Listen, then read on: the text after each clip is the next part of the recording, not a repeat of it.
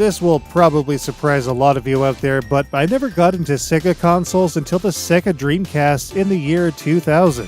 I got my first Genesis even later down the line after I'd moved out in 2001. A Model 2 unit we found at a pawn shop down the road for like 20 bucks. Since then, we've become a bit more invested in the Genesis and now the Japanese Mega Drive for its wide range of shooting games. With Genesis and Mega Drive units from 3 different regions, there isn't much we can't play, costs notwithstanding. But what if there was a system that allowed players to pop in any Genesis or Mega Drive game, regardless of region, and play it? And what if it were able to output that gameplay not only directly to a modern television via HDMI in 720p, but also an analog CRT set if need be? And what if it could be had right now with no pre-orders required or wait times needed, and with availability for anyone who wants one?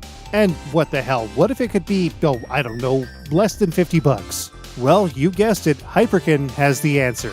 We really like the NES-based Retron HD, even if it did have some pretty glaring issues. It was very affordable, and it still does stuff that even our retro USB AVS can't do. And the Super Retron HD was a very cost-effective Super NES system that, once again, allowed any region game to be played with no mess or fuss. It may have had a couple of graphical hiccups, but it still has its place here at Studio Mudprints. Then it plays Star Fox, so what do you want? Well, the Mega Retron does for the Sega Genesis and Mega Drive what the Retron did for the NES and the Super Retron did for the Super NES, but it also has some neat surprises up its sleeve that haven't been seen on a standalone Retron unit so far. But first, what's in the box? The Mega Retron's box has all of the hallmarks of Retron's past: a glossy console superimposed on a matte background, the sheared corner bearing the Hyperkin logo on the front of the box, golden Hyperkin accents because who doesn't like a little gold, am I right? Oh, and a super 90s style edgy descriptor on the back. A list of features and functions can also be found back here, but enough about the box, let's get to the meat of the matter. Opening the box by way of a hinged flap on the bottom panel, the Mega Retron can be found immediately, enshrouded in plastic with a protective film covering its shiny bits. Peeling this off was beyond satisfying. Like other Retron HD standalones, the Mega Retron has a great feeling build with solid plastics and a satisfying weight that gives it a very quality feel. It features design accents from Japanese, North American, and European Mega Drive and Genesis systems. The power switch is sizable and satisfying to throw. The blue reset button immediately makes us think of the Japanese Mega Drive. It has the general form factor of a shrunken-down Model 2 system with a taller, chunkier thickness fused with accents of the Model 1 unit. And of course, the iconic Hyperkin sheared corner and staggered rear edges brings it all together. On the rear of the system, the composite out, HDMI out, USB in, and the aspect ratio switch can be found. Either 4:3 or 16:9 aspects can be selected before the system is turned on. But come on, 4:3 y'all. 16:9, who uses that? On the bottom of the system, another switch can be found that allows players to select NTSC-U, NTSC-J, or PAL regions to properly play cartridges from anywhere in the world. Some games require the correct region to be selected, while others will misbehave if the wrong region is selected. PAL games on NTSC, for example. There are, however, some neat effects with certain games that we'll take a look at shortly. The Mega Retron is quite a bit larger than the Retron HD, but slightly smaller than the Super Retron. This is more or less in line, almost exactly proportionally in fact, to the Genesis 2 versus the Super NES and top-loading NES of the day. Neat. The Mega Retron is dwarfed by the original Model 1 Genesis though, slightly less so with the Model 2, but it has more volume than Sega's CDX. Speaking of the Sega CD, the Mega Retron is incompatible with all Sega CD units, the 32X, and the original Power-Base converter, though Stone Age Gamer's Power-Base Mini does work, with some caveats. We'll get to that too. The Mega Retron comes bundled with a Squire controller. Just one this time as opposed to the Super Retron, but the Mega Retron also accepts any Genesis or Mega Drive controller the player may have. And many aftermarket controllers can still be found for use on Sega's venerable 16-bit system even today. The Squire has a lot of the hallmarks found on Hyperkin's other controllers. A set of great buttons with solid, firm contacts have the kind of tactile feature a new controller should. With a satisfying weight and a good amount of that excellent Hyperkin controller butt for a solid, comfortable grip. It's about the size of a standard Sega 6-button Genesis controller and somewhat larger than the Japanese variant. Of course, the Genesis Megafire arcade stick is gigantic versus the whole package. Further in the box is another box, which houses the Mega Retron's cables. A wall wart-style USB charge adapter has been provided here for use with the Mega Retron's included micro USB cable for power. Most modern TVs have a USB port on them though, and the Mega Retron can be powered directly through the player's set in this manner. The Mega Retron also comes bundled with not only a typical HDMI cable for use on a modern TV, but also a composite RCA cable, allowing those with a CRT to play the Mega Retron just as the original Genesis and Mega Drive was 30 years ago. 30 years! The Mega Retron is a beautiful little machine. We love its lines and original stylings while appreciating the little nods to Sega's original systems. But how does it play?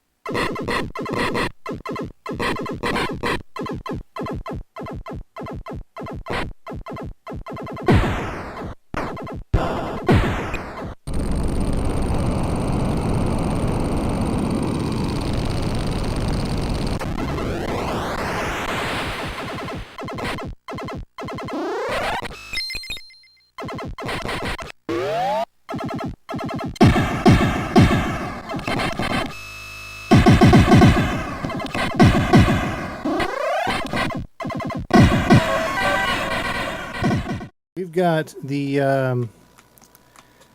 Mega Retron HD hooked up now. Let's start with Castlevania Bloodlines. Zoop says, ooh, I love Bloodlines. Now, keep in mind that I suck at these kinds of games. So, the first thing that you're probably going to notice here is that the while it is outputting in 720p, the imagery is a little on the blurry side. Which is common with a lot of these aftermarket systems. But from what I understand, it sounds alright. Entertainment says Castlevania Bloodlines, great games. Soundtrack needs a vinyl ASAP. Yeah, it does. I'll just use John Morris, I guess. I don't know how this game is supposed to sound. I haven't played it on original hardware yet. But if you're noticing anything that shouldn't be the way it is, make sure to let us know. Dalek says it's kind of jaggy, but then again, I refuse to play Genesis without component artifacts. Zoob says sounds pretty accurate to me. I'm fairly certain that this definitely does outclass the At Games Genesis that came out some time ago, without question. Just gonna go down here. I'm not gonna bother with that guy. Ah. I need some wall meat. Oh no! Death. Dalek says no Genesis hiss, but that might be just from the volume. Well, I mean, we can turn it up. How does it sound?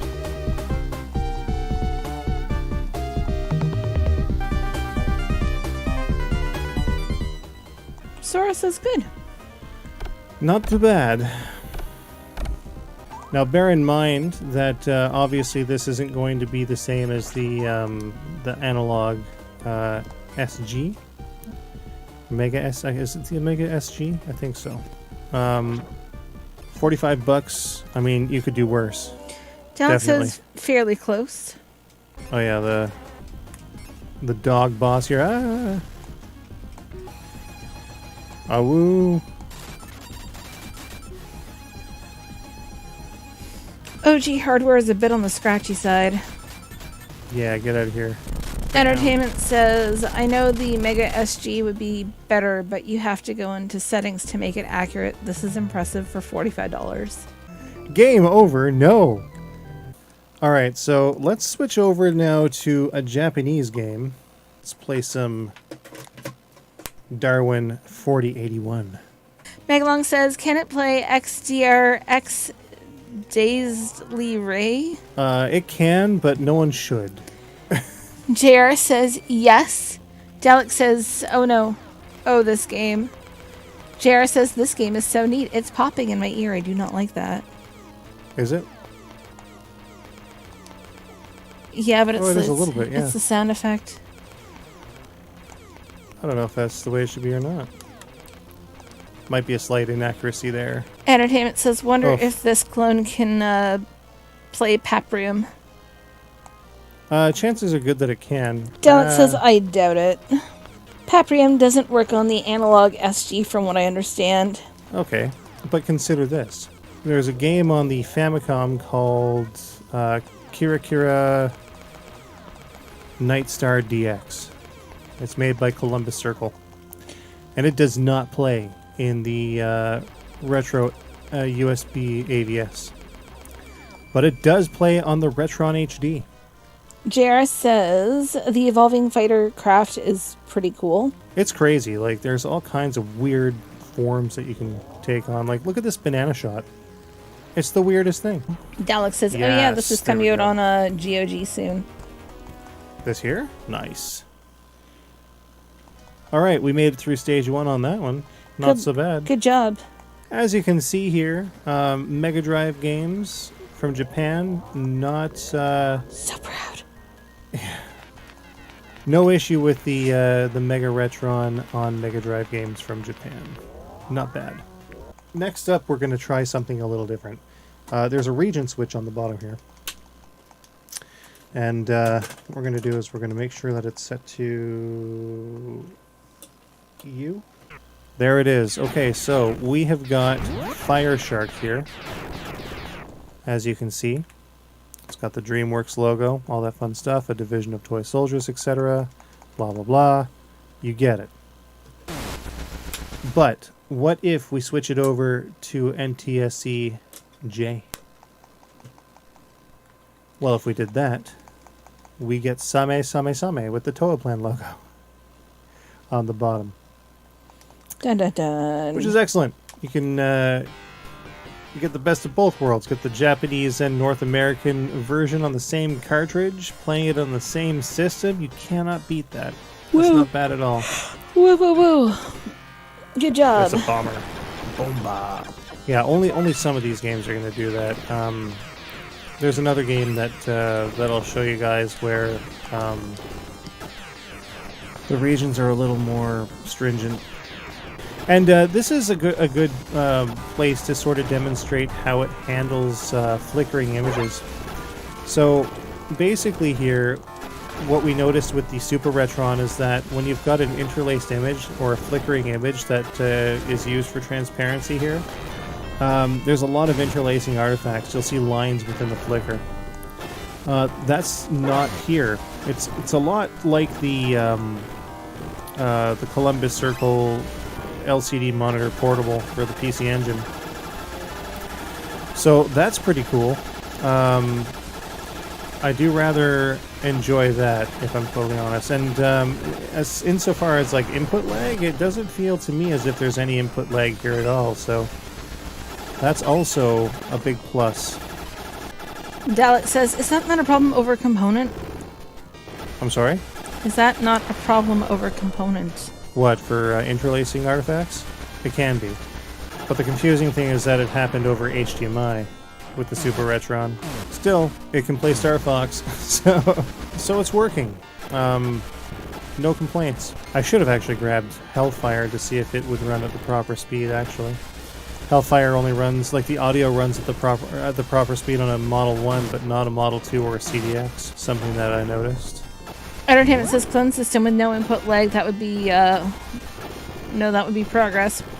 Yep, no input lag at all. At least it's not discernible. So I think we get the idea here. This game works. Again, with the region switch, you can change the title screen from English to Japanese, which is really cool. Now this Flashcart Megalong sent along.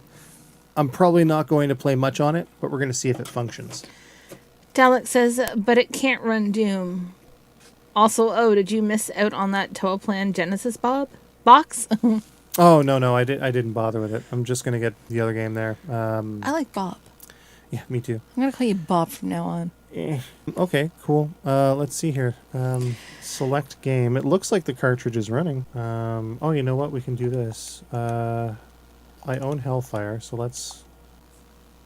Hellfire. Cool. Not sure if this is actually the North American version or not. But let's see if the music is at the proper speed. It is not. It's playing at half speed, just like the Model 2 and CDX. Interesting. Alright, well that answers that. So yes, flashcarts do in fact work. Dalek says it's the US version. So next up, what we're going to do is we're going to try... not a reproduction cartridge, but like a cartridge that was licensed but made after the fact. We're going to try Thunderbolt 2, which Megalong actually also sent along some time ago. Zub says it's too bad that it's not compatible with the Sega CD. Would be cool to play Lords of Thunder. The Mega SD that Terra Onion made does have limited capability on it, and you could play it, but it's lacking in sound, I believe. So that's kind of a workaround, but like it's like that's only half the battle, right? So, all right, here we go. Pico Interactive gives us Thunderbolt 2. This game is something. It the enemy patterns really have a janky movement to them, but the shots and the player ship move fine. It's very distracting though. Alright, I got missiles. Well, kind of. They're just like energy balls or whatever. They're homing, though. I'll take it. Oh, I got a Star Soldier pattern. Right on. I got a rolling shield as well. Dalek says, so, Euro, this game feels like an unfinished beta. It does feel that way. I think it's kind of like the same idea as Magic Girl. Like, there was a limited, I think, Taiwanese release or something along those lines. Zub says the movement of the enemies is weird and distracting. It is very distracting, yes. JR says, it's weird. It's the weird enemy ship movements, yeah. Hopefully this is the boss. Yeah, it is. Getting some, like, super weird Hotel California vibes from this music. Yeah, a little bit, hey?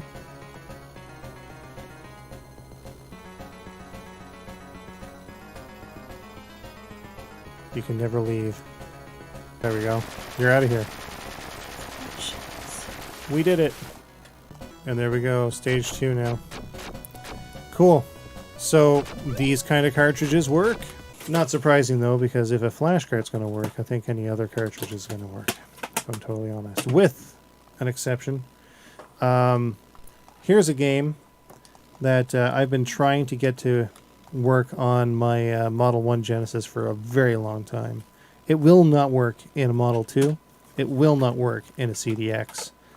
But rumor had it that it was compatible with clone consoles. So that is FX Unit Yuki for the Mega Drive, which is kind of an ironic game when you think of it, because, you know, it's very clearly inspired by the PC Engine rather than the Genesis. In fact, the antagonist name is Jenny. So, yeah, let's see what's up with FX Unit Yuki. See if it boots up. See if we can get it to go. And look at that, right out of the gate. Can't really complain about that. JR says, I think the whole chat just gave the enemy animations in this game 1 star. Kesarota says, good evening, welcome to the stream. Welcome to the stream.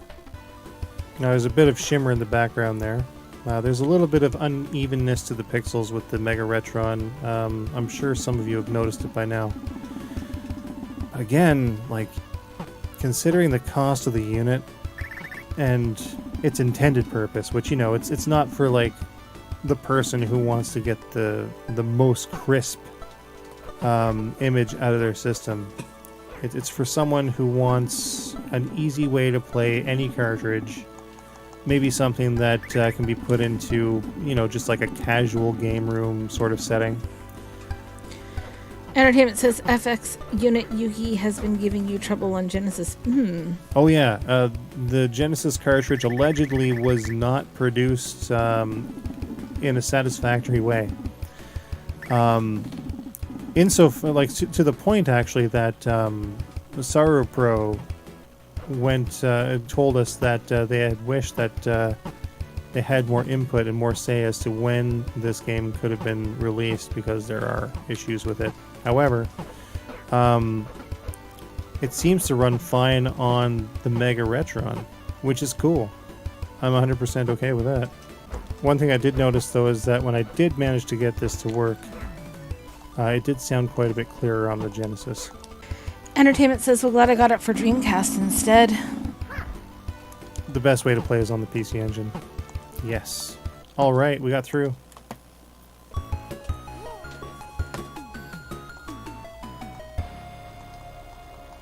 Yeah, I just can't complain. It's pretty great that this runs just straight off the gate. Because, man, I'm going to tell you guys, this cartridge gave me a lot of trouble to get running. A lot of trouble. So, as it is, I still believe that the PC Engine version is the best way to play this game. But, I mean, on the whole, once again, can't really complain. Okay. Let's go on to the penultimate test, which involves an add-on. We had mentioned the PowerBase Mini in the presentation video, so we're going to throw the PowerBase Mini FM into the Mega Retron, and then we're going to chuck in Power Strike 2. So here's the thing with that, though. With regards to the Master System add-on here, there's a bit of a catch. If you're going to play a game in NTSC mode, even if it's NTSC compatible only, this is what you're going to end up getting. It has to be done in PAL. So let's turn this off, throw it into PAL mode. That everything seems to be working fine now. There it is.